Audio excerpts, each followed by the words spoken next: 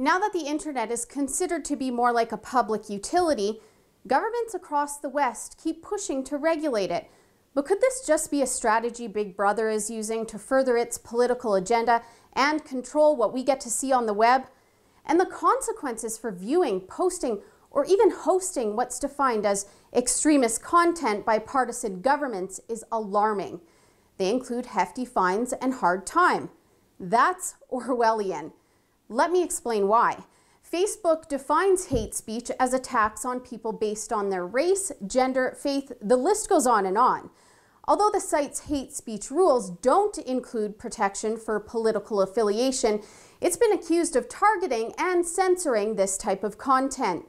German photojournalist Markus Hibbler told a local outlet, DW, that he was banned twice within a matter of weeks for criticizing Islam in a post that read, "We shouldn't shield Muslims and certainly not Islam, which has never been through an enlightenment or reformation, from criticism and constantly protect them." At the same time, Hibbler claims that he reported a Salafist post with instructions on how to carry out a truck attack. A post he says was allowed to remain on the site. Germany introduced laws over the summer to punish social media companies with a maximum fine of $53 million if content deemed hateful or criminal by the government isn't removed within 24 hours. Now British Prime Minister Theresa May and Home Secretary Amber Rudd may be following suit. They too are pushing new legislation that would allow the government to police social media content, allegedly in order to stop terrorism. Rudd just announced that those who repeatedly view terrorist content online could face up to 15 years in prison. Terrorism is a serious problem, and the internet is used as a tool to spread messages of hate, educate, and recruit potential terrorists.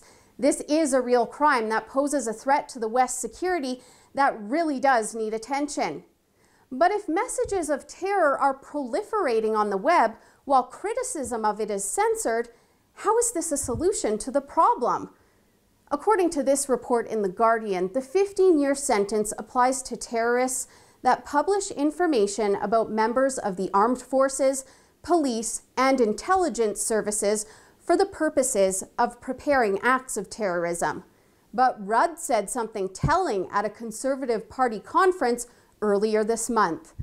"I want to make sure those who view despicable terrorist content online, including jihadi websites, far-right propaganda, and bomb-making instructions, face the full force of the law."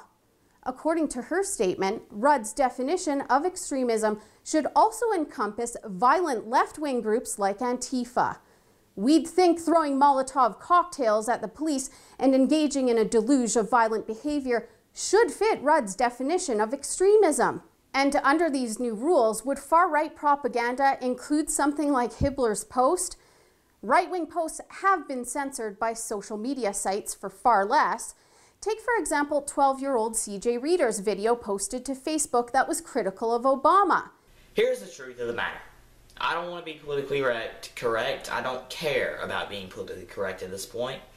President Obama, you don't love America. His account got locked for what the site called suspicious activity. Here's the thing.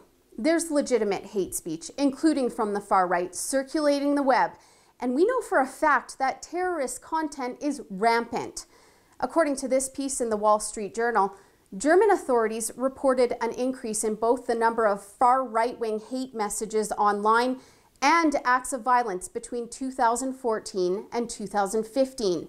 That includes crimes against refugee shelters rising by more than 5 times. We do need to safeguard against those real threats, but we can also be concerned about how social media giants and governments might exploit regulations to increase their censorship of legitimate conservative content. And further to all of this, how can we help stop terrorism when criticism of terrorism's underpinning ideology is censored? For the Rebel.media, I'm Holly Nicholas. Thanks so much for watching. Don't forget to check out the Rebel.media/shows where you'll find the other side of the story that you just won't get anywhere else.